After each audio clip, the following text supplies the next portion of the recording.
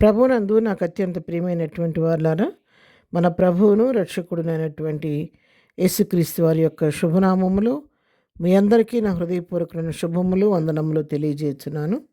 ఉదయకాల సమయంలో దేవుని వాక్యాన్ని ధ్యానం చేసుకుందాం. ఈరోజు వాక్య ధ్యానం కొరకు మనం తీసుకున్నటువంటి లేఖన భాగము సామెతల గ్రంథము 3వ అధ్యాయం 6వ వచనం చదువుకుందాం. నీ ప్రవర్తన అంతటి యందు ఆయన అధికారము నాకు ఒప్పుకొనుము, అప్పుడు ఆయన నీ త్రోవలను సరళము చేయును. ఆమెన్.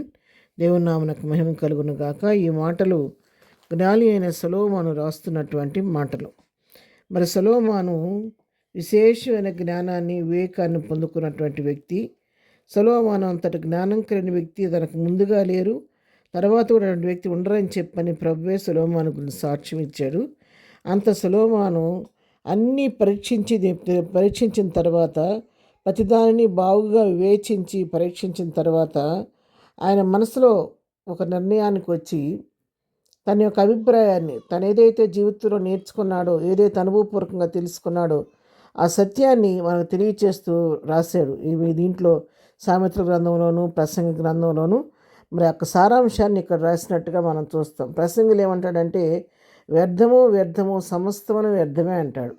ఏది చేసినా కూడా ప్రతిదీ వ్యర్థమేనని చెప్పి చాలా మర్మమైన మాటలు మాట్లాడతాడు ప్రసంగి గ్రంథంలో. ఇక్కడ సామెతల గ్రంథంలోకి వచ్చేసరికి మరి ఒక హితబోధ చేస్తున్నాడు, ఒక సలహా చెప్తున్నాడు మన అందరికి కూడా. ఏం చెప్తున్నాడంటే, ఎప్పుడు కూడా నువ్వు నీ ప్రవర్తన అంతటి మీద ఆయన అధికారానికి ఒప్పుకో. నీ మీద నువ్వే ఆజమాయిషి వహించొద్దు. నా ఇష్టం చొప్పున నేను జీవిస్తాను, నా ఇష్ట ప్రకారం నేను వెళతాను, నా నడవ నాది, నా ప్రవర్తన నాది, నేను నా ఇష్టం అన్నట్టుగా నువ్వు ఉండొద్దు. నువ్వు దేవుని అధికారం కిందకి రా. ఆయన అధికారం కిందకు వచ్చి నీ ప్రవర్తన మీద ఆయన అధికారాన్ని ఒప్పుకుంటే ఆయన నిన్ను త్రోవలను సరళం చేసి మరి తిననైన మార్గంలో నడిపిస్తాడు, సరళమైన త్రోవలను నడిపిస్తాడని చెప్పి ఇక్కడ వాక్యం సెలవిస్తూ ఉంది. 5వ వచనం మనం చూసుకుంటే, నీ స్వబుద్ధిని ఆధారం చేసుకొనక నీ పూర్ణ హృదయంతో యెహోవా యందు నమ్మకం ఉంచుము. ఇక్కడ 2 విషయాలు చెప్తున్నాడు. ఇక్కడ ఏం చెప్తున్నాడు? నీ స్వబుద్ధిని ఆధారం చేసుకోవద్దు. నేను చాలా బుద్ధిమంతుడిని, నేను చాలా జ్ఞానం కలిగిన వాడిని, నేను చాలా తెలివైన వాడిని, నాకంటే తెలివైన వాళ్ళు ఇక్కడ ఎవరున్నారని చెప్పని నీకు నీవే హెచ్చించుకొని నీ స్వబుద్ధి మీద ఆధారపడి దాని ప్రకారంగా వెళితే కొన్నిసార్లు ఆశించిన ఫలితాన్ని పొందవచ్చు, పొందకపోవచ్చు. కానీ నీ స్వబుద్ధిని ఆధారం చేసుకోకుండా ఏం చేయాలంటే నీ పూర్ణ హృదయంతో యెహోవా యందు నమ్మకం ఉంచుము. పూర్ణమైన హృదయంతో, ఏదో అటు ఇటుగా కాదు, అపనమ్మకంతో, ఆ సందేహంతోనో అనుమానాస్పదంగానో నమ్మకం ఉంచడం కాదు. పూర్ణ హృదయంతో దేవుని యందు నమ్మకం ఉంచు. అప్పుడు నీ ప్రవర్తన అంతటి మీద అధికారానికి ఒప్పుకో, నడవలసిన మార్గం ఆయన నిన్ను నడిపిస్తాడని తెలియచేస్తున్నాడు.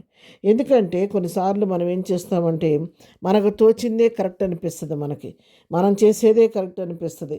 ఎవరైనా సలహా చెప్పినా కూడా వీళ్ళు మనకు చెప్పే అంత టోళ్ళ అని పెద్దవాళ్ళు చెప్పినా కూడా తృణీకరిస్తాం కొన్నిసార్లు. కానీ మరి మన సొంత ఆలోచన చొప్పున నడిస్తే దానివల్ల మనం అనుకున్నటువంటి గమ్యానికి కొన్నిసార్లు చేరలేకపోతాం. పైగా కొన్నిసార్లు ఇబ్బందులు కూడా పరిస్థితి కూడా వస్తుంది. అందుకే ఆలోచనకర్త అనేక మంది ఉండటం శ్రేష్టమైన వాక్యం సెలవిస్తుంది. కాబట్టి పెద్దల ఆలోచన తీసుకోవాలి. అన్నిటికంటే ముఖ్యంగా యెహోవా చిత్తాన్ని తెలుసుకొని ఆయన చిత్తాన్ని అధికారానికి మనం ఒప్పుకుంటే, ఆయన్ని మనం నమ్మికుంచితే, మనం ఆయన ఆధారం చేసుకుంటే ఆయన సరైన మార్గంలో నడిపిస్తుంది. ఎందుకంటే ఆయన జ్ఞానమయ్యున్న దేవుడు కాబట్టి, ఆయన మన పరిస్థితులను ఎరిగిన దేవుడు కాబట్టి, భూదిగంతాల వరకు సమస్తాన్ని చూడగలిగిన దేవుడు కాబట్టి, నువ్వే మార్గంలో వెళితే నీకు మేలు కలుగుద్ది, ఆ మార్గం నన్ను ఆయన నడిపిస్తాడు. కాబట్టి ఉదయకాల సమయంలో దేవుని వాక్యం ఉంటున్నటువంటి ప్రియులారా, మనము కూడా మన స్వబుద్ధిని ఆధారం చేసుకోవద్దు.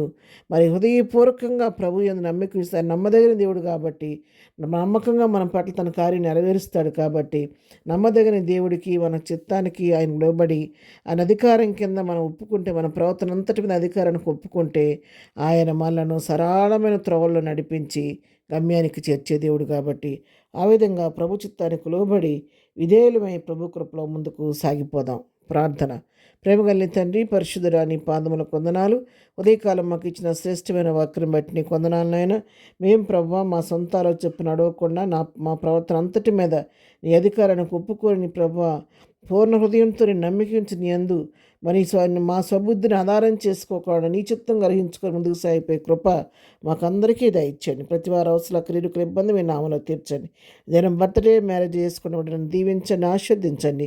ప్రతి వారి అవసరక్కర్లని నీ కృపా మహదేశంలో తీర్చి ప్రతి వారి నోటిని నౌకలు చేయమని ఈ దినదేవంతో నడిపించమని యేసునామములో ప్రార్థించి అడిగి పొందుకొని ఉన్నాము తండ్రి. ఆమెన్. ప్రభు కృప సదాకాలము మనందరికీ తోడయుండి నడిపించునుగాక. ఆమెన్.